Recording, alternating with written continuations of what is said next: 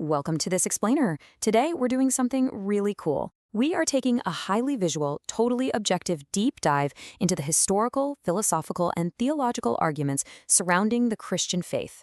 We're pulling directly from an expansive, fascinating expert interview with a historian and theologian to visually map out one of the oldest and, let's face it, most heavily debated belief systems in the world.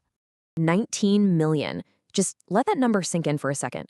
According to our source data, in 2025, Bible sales in the United States hit a 21-year high, with 19 million units sold.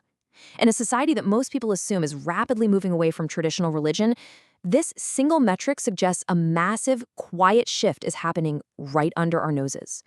Now, I know what you might be thinking. Doesn't this completely flip the script on what we've been hearing for the last 20 years? It really does. Coming out of a period where the new atheism movement was incredibly popular, we are actually seeing religious adherence and engagement rebound. Look at these numbers. 63% of U.S. adults currently identify as Christian. Weekly Bible reading is up to 42%, and streams of gospel music have surged by 20%. The data visually shows a definitive leveling off of religious decline. So it really begs the question, right? Why on earth is this happening in a hyper-connected modern scientific age? Why, when we literally have endless access to information and technology in our pockets, are millions turning back to these ancient texts? Well, our source suggests this cultural shift is deeply tied to a modern crisis of meaning. Here is our visual roadmap for today. We're organizing the experts' expansive arguments into 6 distinct pillars: the search for meaning, examining the historical evidence, witnesses and the resurrection, evolution versus objective morality, the parable of the rose, and finally, justice, mercy, and grace. Let's jump right in. Starting us off with Pillar 1, the search for meaning, and specifically, the modern mental health crisis. Look at this staggering data point. We've seen a 60% increase in depression prevalence among U.S. teenagers and adults over the last decade alone. Our source directly connects this rise and a general societal lack of purpose to hyper-individualism. We are constantly told to be the center of our own universe, right? But stripping away that foundational, community-based meaning hasn't exactly built a utopia. Instead, it's left society incredibly anxious and isolated. Moving right along to Pillar 2, examining the historical evidence. Just how reliable are these ancient texts, anyway? I want you to picture the Roman Emperor Tiberius for a second. He was the most powerful man on Earth at the time. He has 4 main biographical accounts, but they mostly date to the 2nd century.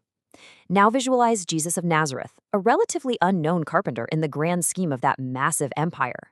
He also has 4 biographical accounts, but these actually date to the 1st century, meaning his historical sourcing literally rivals or even exceeds that of the emperor himself. But, a super common modern objection is the timeline gap. We can map it out here. The crucifixion happens around 33 AD.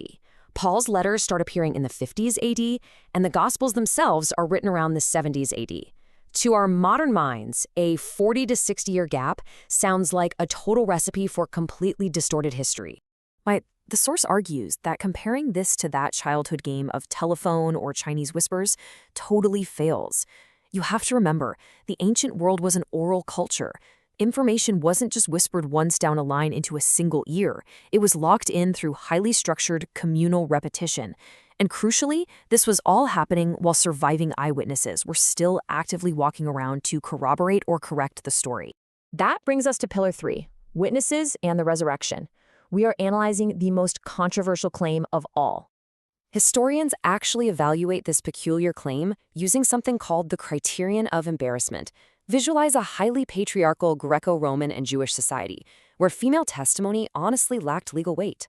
If a group of men were fabricating a resurrection story to conquer the ancient world, making women their primary witnesses would be, quite literally, strategic suicide. The unapologetic inclusion of women finding the empty tomb adds a massive layer of historical rawness and credibility to the text. As the expert put it, liars make poor martyrs. Think about it. The disciples didn't just flee to a distant, safe country. They marched straight back to Jerusalem, the exact scene of the crime. They faced ostracization, brutal torture, and executions to proclaim what they saw. People absolutely die for things they mistakenly believe are true, for sure.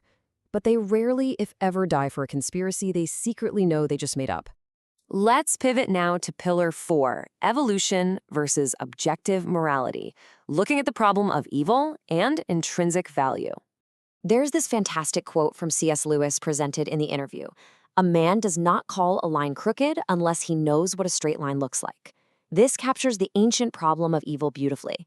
When we look out at the world and recognize true injustice or evil, we are inherently implying that an objective standard of good actually exists. So it really makes you wonder, where exactly does that objective morality come from?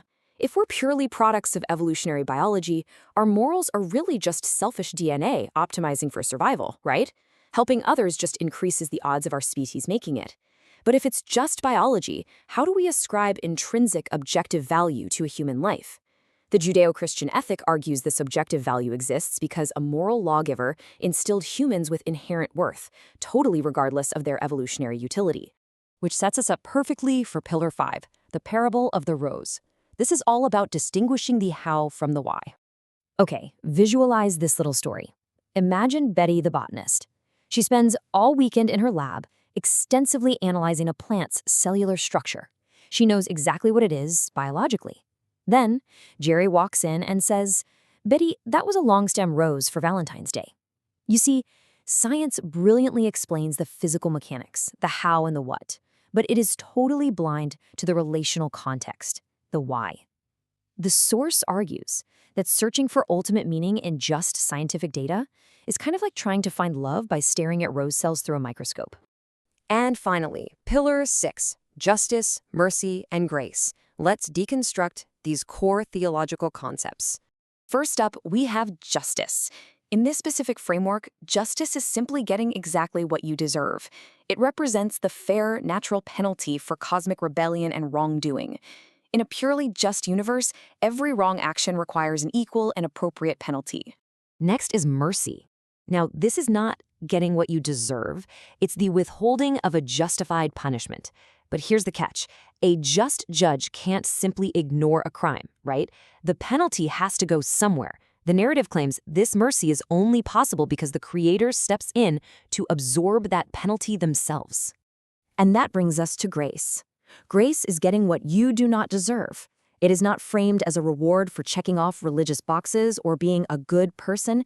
It's described as a completely unmerited gift of relational adoption. Now, this framework also radically reframes a heavily debated concept, hell. The source argues we really shouldn't view it through the popular lens of medieval pitchforks and fire. Rather, it is the tragic but highly logical conclusion of human free will. If a person spends their entire life desiring separation from their creator, hell is the creator ultimately and finally honoring that choice by removing his presence entirely.